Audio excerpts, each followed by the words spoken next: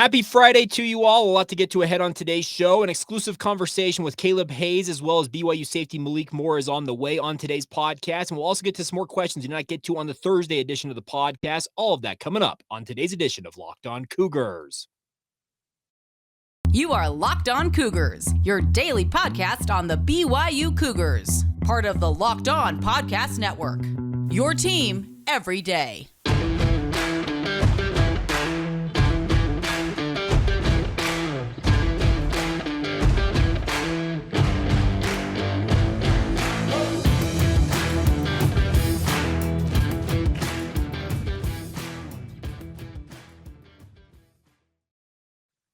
What's up, everybody? I'm Jake Hatch, your host here on Locked On Cougars, your resident BYU insider. Thank you for making us your first listen of the day. Our title sponsor on today's show is our friends over at BetOnline. They get you covered all season long with more odds, lines, and props than anybody else. Check them out. That's BetOnline and betonline.net. By way of introduction, my name is Jake. I work for the KSL Sports Zone in Salt Lake City, Utah, as the executive producer of DJ and PK in the Morning. If you're just checking us out for the very first time, our goal here on this podcast is to make sure you guys are the smartest BYU fans in the room. And the way we do that is by being your only daily podcast focused on the BYU Cougars, bringing you all the news, all the latest when it comes to BYU sports, and getting it to you as soon as humanly possible. So big thank you for taking the time to check us out. All right, a lot to get to ahead on today's show, but very much looking forward to kicking off the show with this conversation. I've been sitting on this for a little bit, just some of the other news that kind of stacked up, and I could not wait to let you guys hear this conversation. I'm not going to lie, but like I said, I buried under some other stuff.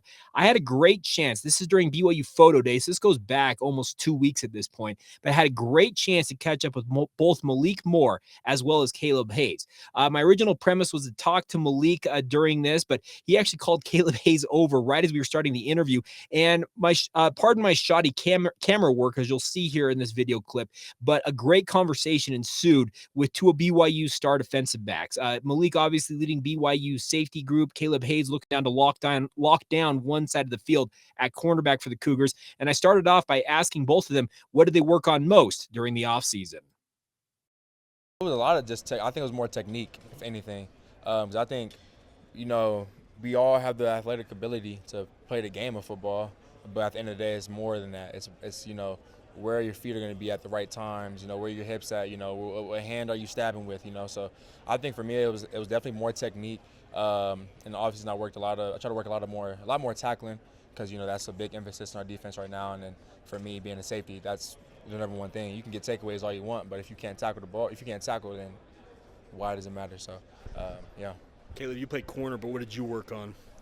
I would say throughout this whole season, I always like to work on my craft and everything like that. So even from the last game, I always just worked on press zones and everything like that, and I always kept on watching film, just trying to remember the plays and just still having the feel of the game throughout the whole year, because it's always a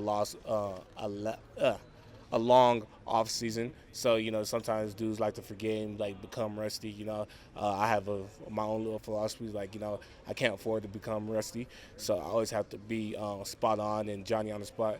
So and definitely, well, for me, it's really people is gonna always laugh about this, but actually getting takeaways and catching the ball and everything like that. So I've been working on that. So I can get the most PBUs, but I need some ball production.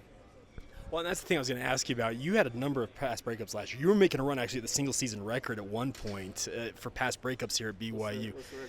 Jordan Johnson in the mid 2000s had 15 or something like that. Almost got it. Yeah, you were on track.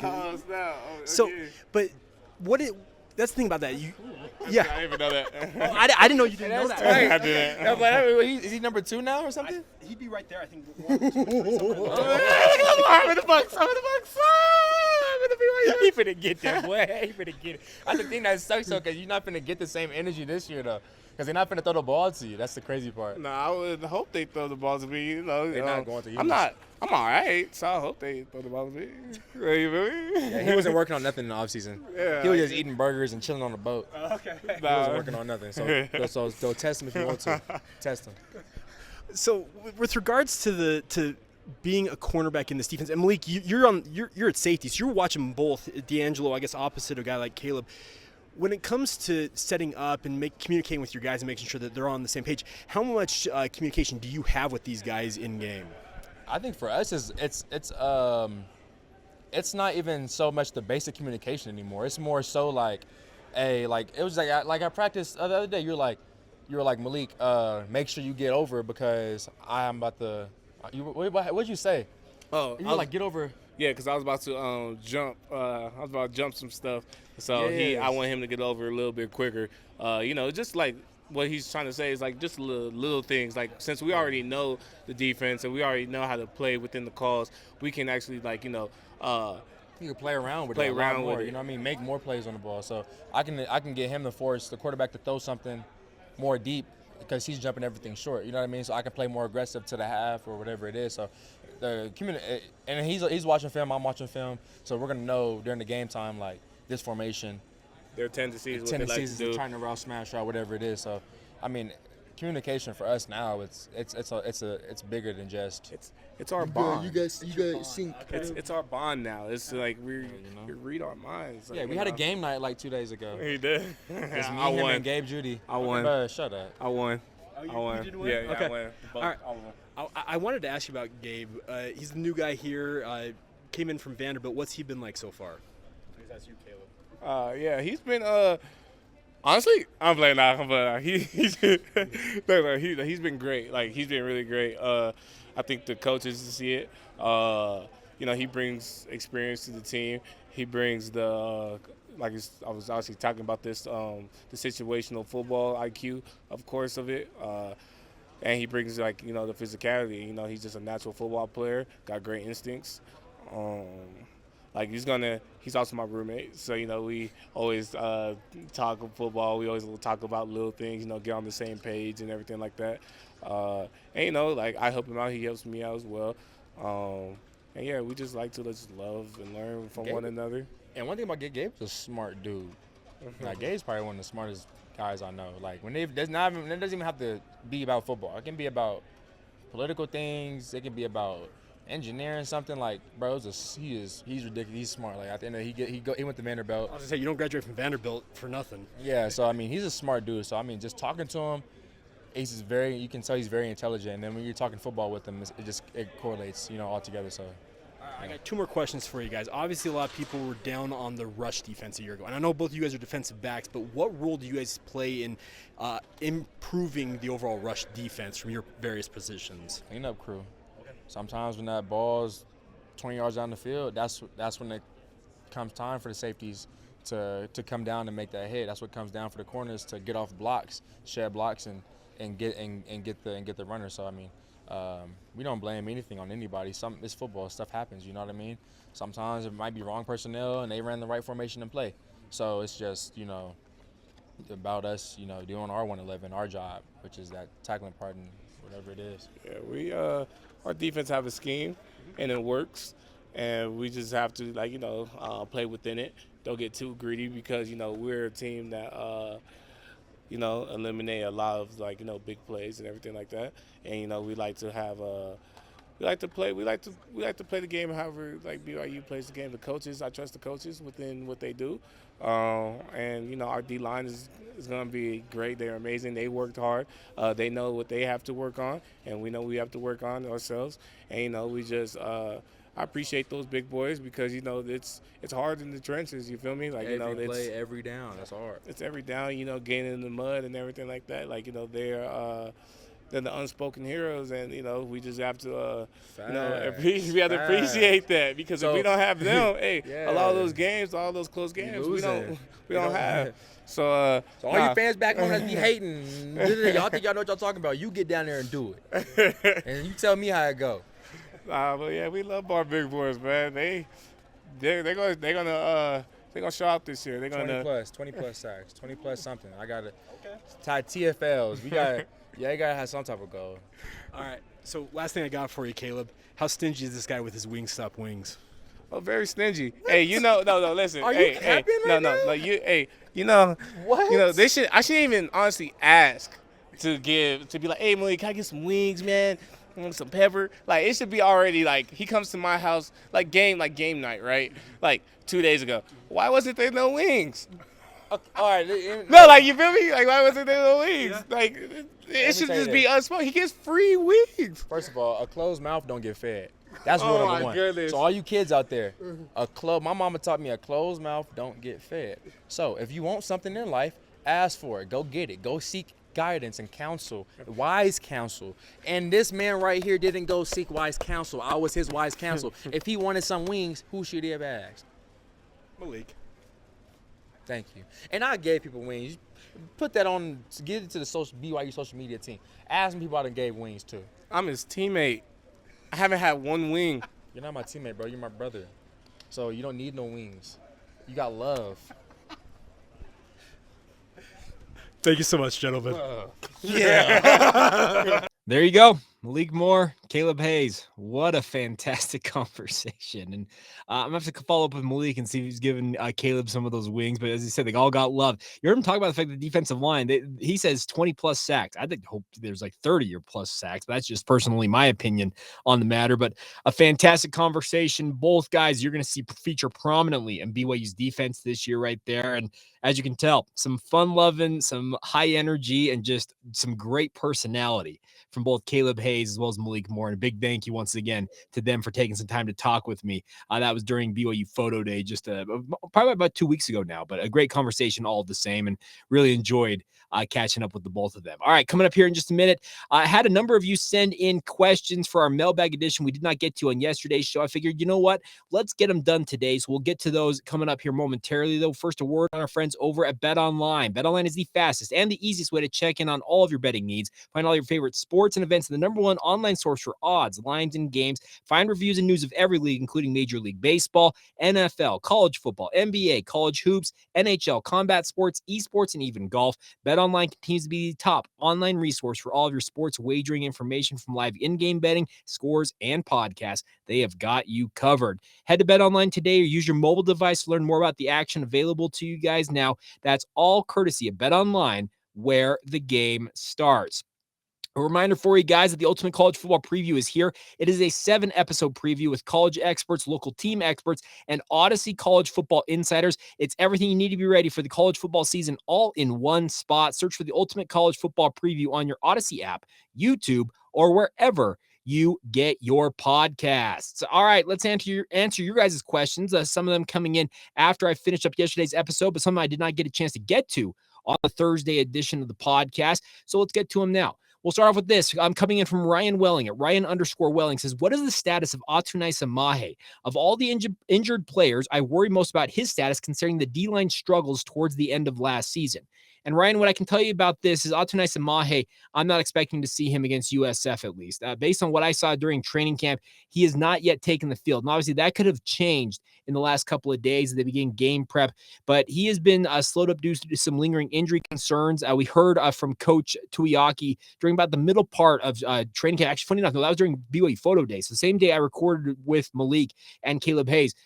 Coach Tuiaki said that he had shoulder surgery in the offseason, kind of been slow to return from that. So the hope is they get him back at some point.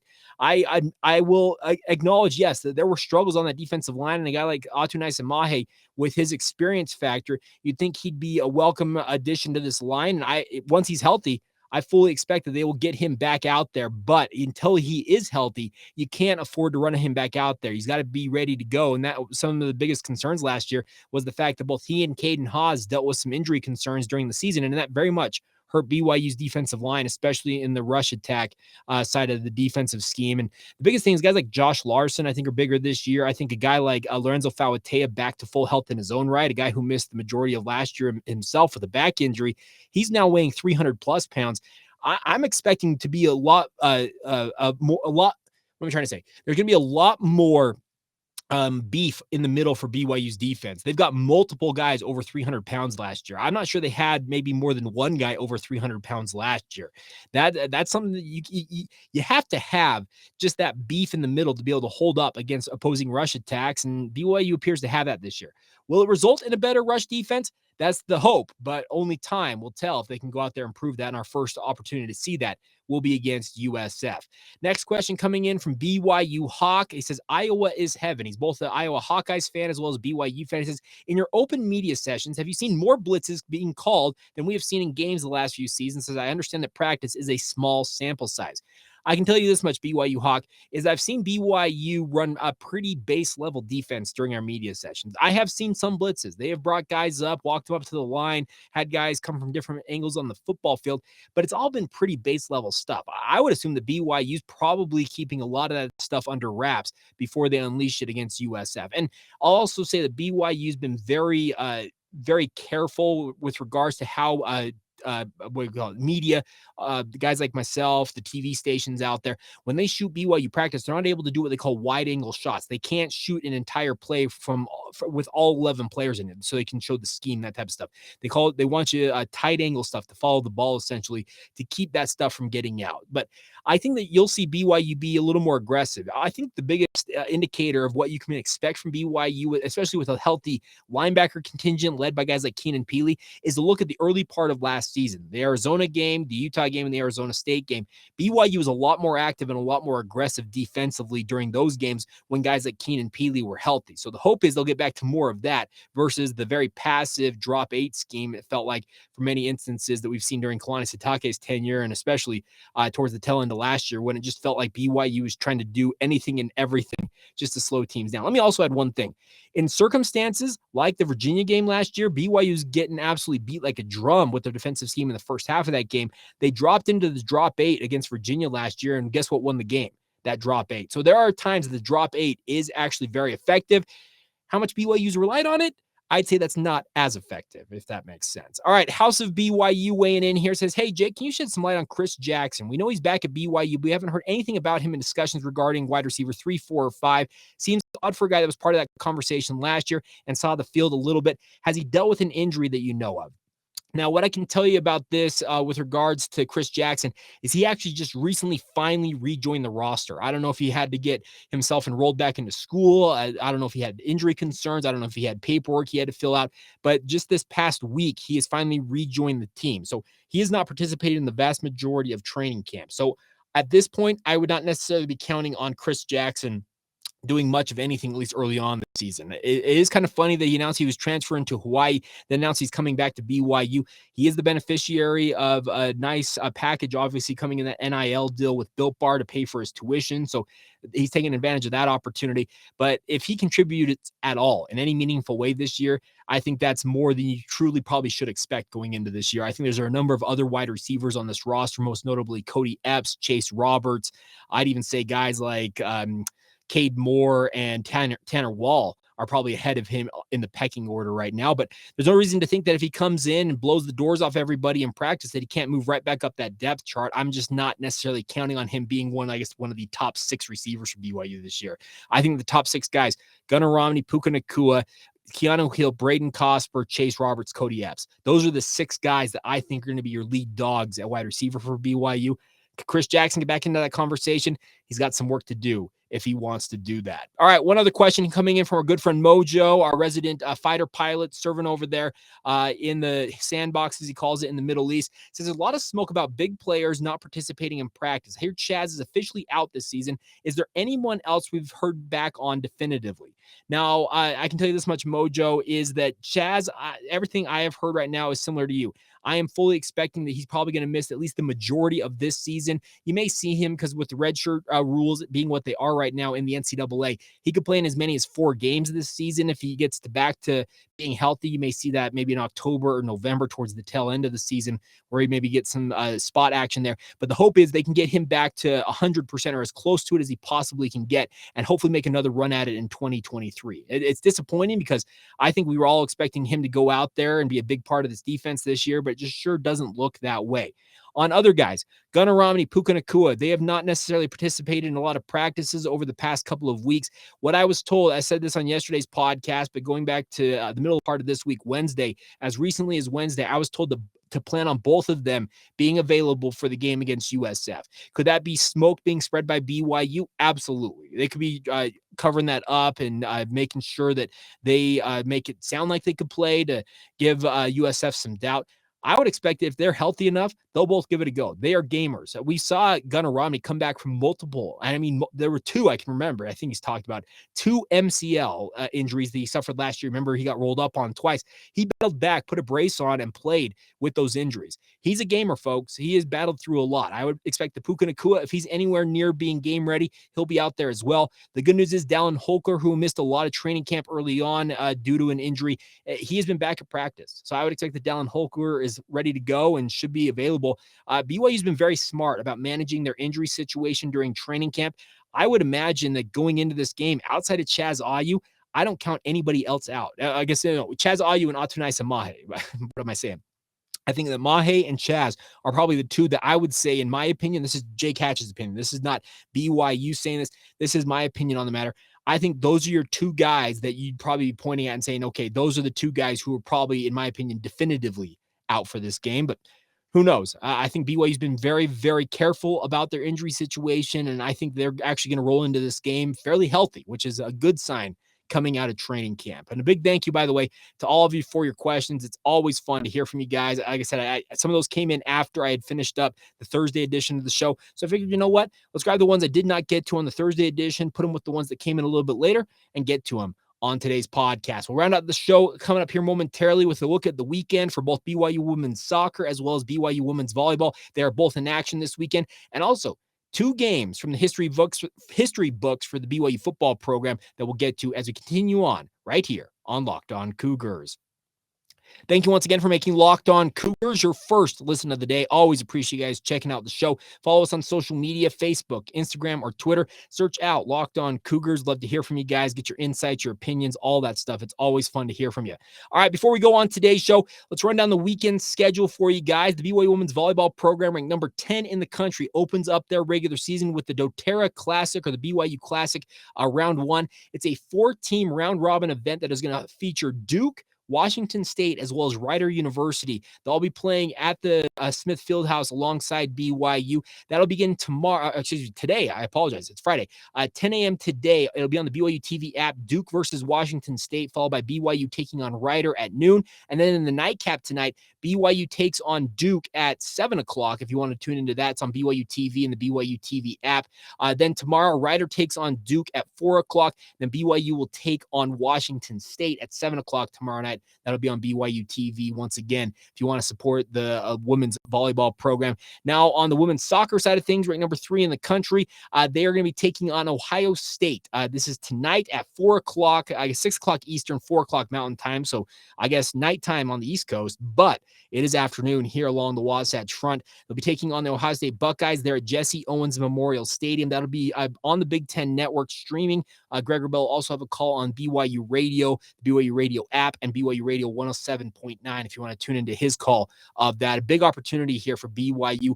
Ohio State is a traditional power out of the Big Ten, a big opportunity for Jennifer Rockwood and her squad, and they will be obviously back in action on a pretty quick turnaround. They're actually going to be back home on Monday to host Colorado at South Field for their official home opener of the season. So some big games coming up for BYU women's soccer, and looking forward to that. All right, final things before we go on today's show. Looking back in the history books for BYU football, there are 2 games that BYU football has played in this on this date. In 2000, the final year of Lavelle Edwards' legendary tenure, BYU opened the season in Jacksonville, Florida at Alltel Stadium, and frankly, things did not go according to plan, and it feels like the very first touchdown for Chris Winkie and the Seminoles kind of set up what was to come for BYU football. Here you go. Winkie on a roll. On 3rd and long. Pumps and waits. Running out of time, and real estate throws back across his body. Touchdown! Got Morgan. I'll make it Javon Walker in the corner. There you go. And Chris Winkie, what a throw, by the way, to get that back across his body into the end zone. Javon Walker coming down with it. Just a crazy, crazy, excuse me, Fabian Walker. I apologize. Catching that Javon Walker. And it just kind of went that way for BYU in that game. Any of you recall watching it? I remember I was watching it at a family friend's house, and I was all hyped about this. Florida State's number 2 in the country. Can BYU get things going? It's Lavelle's final tenure. He just recently announced that it was going to be his final season at BYU. And then they went down there, got absolutely trounced by the second-ranked Seminoles. 29-3 was the final. In this game, BYU rushed for a grand total, and get this, -2 yards. Just absolutely a dominant performance for Florida State. BYU got a field goal, I believe it was in the third quarter from Owen Potchman, a 42-yard field goal to get on the scoreboard and keep their scoring streak at the time. It was 312, I think they said in that game, 312 games at that point. Obviously, that streak would come to an end in that ignominious loss to Utah just a few years later in 2003. But crazy times. There's a legendary picture of Bobby Bowden, Lavelle Edwards, and Burt Reynolds before that game that's out there on the internet. Just a crazy game. So that was kind of the bitter pill of obviously a big opportunity for BYU on that stage. But then they followed that up. Goes to 2017, and BYU, the other game they played on this date in history was a game against Portland State. Obviously, we all know that 2017 was like the low water mark in like 50 some odd years, a 4-9 record that year. And it kind of got off to a little bit of an interesting start. But in this game against Portland State, I think all of us were like, okay, they struggled on offense, but they'll figure it out. Well, the other scoring started, and it featured a guy who would end up having a pretty good career in a BYU uniform. Here you go. In motion comes Neil Pau'u. Looking in that direction. Caught. Pau'u breaks a tackle and dives into the end zone. Touchdown. After the catch certainly gives a spark to this BYU offense. This is an easy throw and catch, but the fact that he went horizontal with his first. There you go. Tanner Mangum to Neil Pau'u wearing the 84 that he wore early on in his BYU career. Ended up wearing the number 2 later on in his career. But that spark that Trevor Maddich was the color commentator on that game never really came. BYU struggled to a 20-6 win over Portland State. And I remember, trust me, I was right there in the middle of this talking about, well, it was first game, getting the kind of the bugs out. They'll figure things out. Ty Detmer was the offensive coordinator at the time, but we all know that 2017 season just was abysmal for BYU. In the game, they ended up with a grand total of 365 total yards. Tanner Mangum, 16 of 27 for 194 yards, 1 touchdown in that victory. Squally Canada had a nice game, 16 carries for 99 yards. That was 98 yards, I apologize. Career high for him at the time. Also had a touchdown in that game, but man, it should have been a harbinger of what was to come for BYU. But I can remember, and I'll admit this, I was like, oh, they'll figure it out. It was just the first game. They're still trying to get things done, get things figured out. They played week 0 that season because they were playing at Hawaii at the tail end of the season. Ultimately, it ended up being essentially BYU's bowl game because they were 4-9 at that point, or 4-8 at that point when they went to Hawaii. No, excuse me, they were 3-9 at that point, then going to Hawaii and winning that game. But man, that 2017 season, think about it. That was just 5 years ago, five seasons ago, 6 seasons ago. Think about how recently that was and where BYU's at now as compared to then. You obviously had to go through a lot of different things, revamping this roster for Kalani Sitake. Obviously ended up moving on from Ty Detmer at the end of that season, bringing in Jeff Grimes and now Aaron Roderick, now leading BYU's offense. It's crazy to think that where they were just a little while ago during that 2017 season and where they're at going into 2022. And hopefully we never see a season like that for a long time, like we saw in 2017. All right, so there you go. That is today's edition of the podcast. A huge thank you for your guys' support as always. Guess what? When we reconvene on Monday, folks, it is game week. I know that BYU's already preparing for their opener against USF, but we're 8 days away. It's crazy to think about. Oh, and by the way, it's week 0 tomorrow, so I completely forgot about this. I'm doing this live on the fly here. I mentioned I wanted to make some picks. I'm actually going to pull this up as I'm talking here. So before we go, let's run down some of the games that are happening in week 0 for you guys. If you want my opinion on the games upcoming, there's one involving a BYU opponent this week, and that is UConn taking on Utah State. I think UConn's absolutely awful. I think Utah State coming off that Mountain West Conference championship is absolutely going to obliterate the Huskies. So give me Utah State there. Nebraska Northwestern's an interesting one to me. It's being played over in Dublin, Ireland at Viva Stadium. I don't know why Nebraska and Northwestern are going there. Northwestern's wearing a modified Irish flag with their logo. It's a weird look. But give me a Nebraska in this one. I think Scott Frost gets what is a prove-it season for him, off to a good start there. I think Nebraska is going to win that one pretty handily. Wyoming at Illinois. This is an interesting one to me because Brett Bielema is trying to get things going with the Illinois fighting the Illini. Wyoming had a bunch of turnover. Like pretty much every one of their star players left the program this offseason. I think Illinois wins this one, but I just got this feeling that Wyoming, even with all the turnover they have, Craig Bull, he's got something up his sleeve. They're playing in Champaign out there in Illinois, but if you're a betting man, I'd actually probably take Wyoming with the points. That's just my personal opinion. I know Illinois is showing right here a 13-point favorite. It's just a gut feeling. Let me be very clear about that. All right, and then the final 3 games here I'm going to mention are North Texas at UTEP. Give me the Miners. I think they're playing at home. They're playing in the Sun Bowl there in El Paso. I've got a soft spot for UTEP for some random reason, probably from all the years that BYU absolutely pummeled them back in the WAC. But give me UTEP in that one. Nevada at New Mexico State, an interesting one there. A bunch of turnover for both of these programs, new head coaches. Give me New Mexico State in an upset. I know Nevada's probably going to be favored in this one. I think they're 8.5-point favorites, but I feel like Jerry Kill, the new head coach in New Mexico State, he wants to get things off to a good start. And for some reason, the gut feeling once again, give me New Mexico State. And then the game that I am just absolutely ecstatic for, and I have no actual reason to be ecstatic for, is the nightcap. Vanderbilt at Hawaii.